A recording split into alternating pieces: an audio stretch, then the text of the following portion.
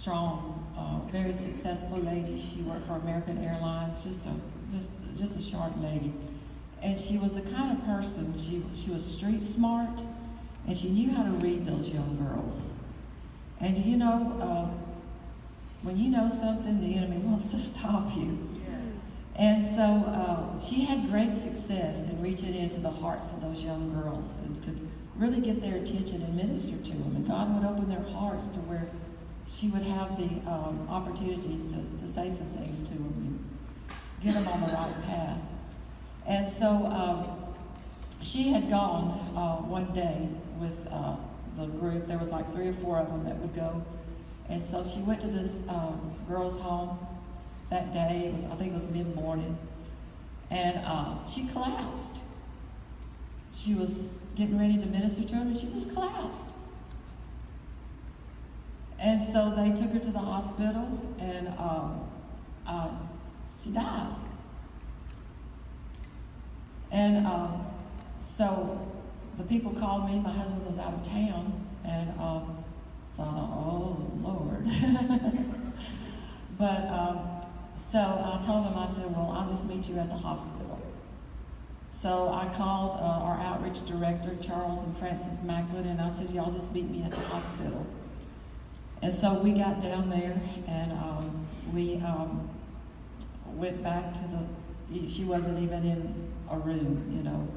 She was gone. And so they were calling the family and doing all this necessary things. And so I got up to the nurse's counter, and Charles and Francis were with me. And so I said, well, they told us the situation, and I said, well, can I go back there?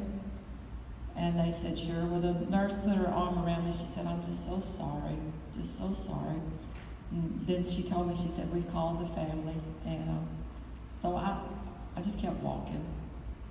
And I got back there, and Charles and Francis were behind me. And I went over, and the nurse left, and you know, they had her, you know how they fix you up to let you tell everybody goodbye. They had her, you know, all straightened up, and the sheet up here, and you know, she was gone. And so I walked in there where she was, and I stood at the foot of the bed, and I turned to Frances that was with me. She's prayed with me forever. And I turned and I looked at her and I said, no.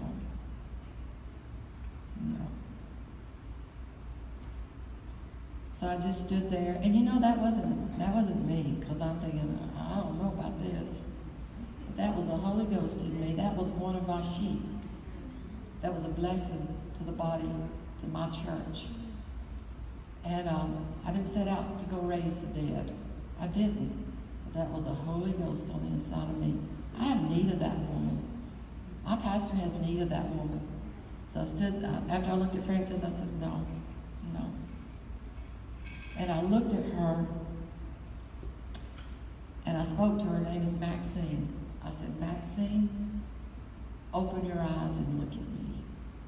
Just like that. She opened her eyes and looked at me. Shocking. Not really that bad, but I tell you, something comes on you. It comes on you. And so I told her, I said, Maxine, open your eyes and look at me. And she did. So I walked over to the side of her bed, and I got down in her face, and I said, Maxine, say Jesus. She said, Jesus. And I told Frances, I said, go get the nurse. So she ran up and got the nurse came back there. You know, there's just reflexes in their eyes when they're gone, all this kind of stuff. She got that little light, she started looking in her eyes, and she said, you know. I said, Maxine, say Jesus. She said, Jesus. That nurse, she ran back up to wherever she had to go and to get some other people down there. Well, to make a long story short, they put her in a room.